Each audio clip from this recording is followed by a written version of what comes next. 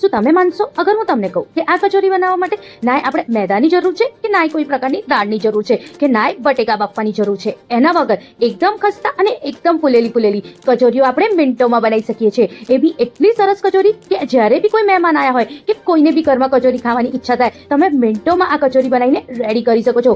જો અંદરથી જો તમે સ્ટફિંગ કેટલું સરસ સ્ટફિંગથી ભરેલી અને એટલી સરસ કે જ્યારે બી કચોરી ખાવાની ઈચ્છા થાય ને અને આપણે દાળ ના પલાળી હોય તો પણ મિનિટોમાં બનાવીને રેડી કરી શકીએ છીએ. આજે હું મારા ઘરની જે કચોરીની રેસીપી છે જે અમે મિનિટોમાં રેડી કરી દઈએ છીએ એ શેર કરી રહી છું.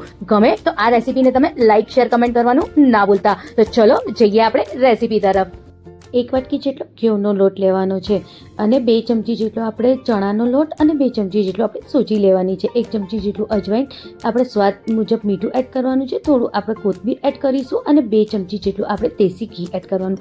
બધાને સરસ રીતે મિક્સ કરીને થોડું પાણી નાખીને એક સરસ આપણે લોટ બાંધી દેવાનું છે. જેમ આપણે રોટલીનો લોટ બાંધતા હોઈએ બસ એટલો જ ઢીલો અને એટલો જ સોફ્ટ લોટ બાંધીને આપણે રેડી કરવાનું.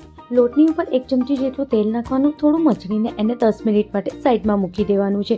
એક નાના તોડામાં 2 ચમચી જેટલું આપણે તેલ લેવાનું છે, થોડી હિંગ નાખવાની, થોડું જીરું નાખવાનું, 1 ચમચી જેટલું દાણા નાખવાના આખા અને 1 ચમચી જેટલું વરિયાળી નાખવાની. હવે એમાં તમે ચીલી ફ્લેક્સ અને લીલા મરચાં નાખવાના છે. હવે બધાને આપણે સરસ રીતે શેકી લેવાનું છે. જ્યારે શેકાઈ જાય પછી એમાં 2 કાંદા ઝીણા સમારીને નાખવાના અને કાંદાને પણ સરસ રીતે શેકવાનું ત્યાં સુધી એનું કલર બદલાય અને શેકાઈ જાય એટલે 1 ચમચી જેટલું આપણે આમાં કસૂરી મેથી નાખવાની અને બધા આપણે કોરા મસાલા નાખવાના છે. લાલ મિર્ચ પાવડર, ધનિયા પાવડર, હલ્દી પાવડર અને 1 ચમચી જેટલું આપણે આમાં ખાંડ નાખવાની. મીઠું આપણે આમાં બહુ જ ઓછું નાખવાનું છે અને થોડી કોથમીર અને થોડું ગરમ મસાલો નાખીને મિક્સ કરીને ઠંડુ કરવા મૂકવાનું. અડધી વાટકી જેટલી ચણાની દાળ અને અડધી વાટકી જેટલી મગની દાળ જે ફરસાણની આવે છે એને આપણે ક્રશ કરી લેવાનું છે કંઈક આવી રીતે. અને જે આપણે મિક્સર રેડી કર્યું હતું એની જોડે આપણે બધાની જોડે મિક્સ કરી દેવાનું છે અને આપણું અંદરનું સ્ટફિંગ ઇન્સ્ટન્ટ રેડી થઈ જાય છે. જો કંઈક આવી રીતે.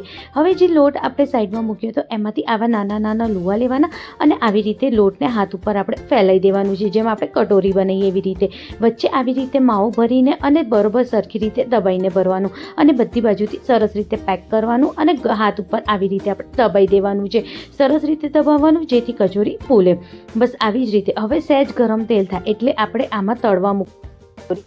સામટી બહુ બધી નથી મૂકી દેવાની, કરીને જ આપણે આમાં મૂકવાની છે. જો કંઈક આવી રીતે ફૂલે એટલે આપણે એને પલટી દેવાની. ગોલ્ડન બ્રાઉન થાય ત્યાં સુધી આપણે એને તળવાનું છે. તળતી ફેરી આપણે ગેસની ફ્લેમ મીડિયમ ટુ લો હોવી જોઈએ, બહુ હાઈ ગેસ ઉપર નથી તળવાનું. અને જો કંઈક રેડી છે આપણી ઇન્સ્ટન્ટ ઘઉંના લોટની કચોરી.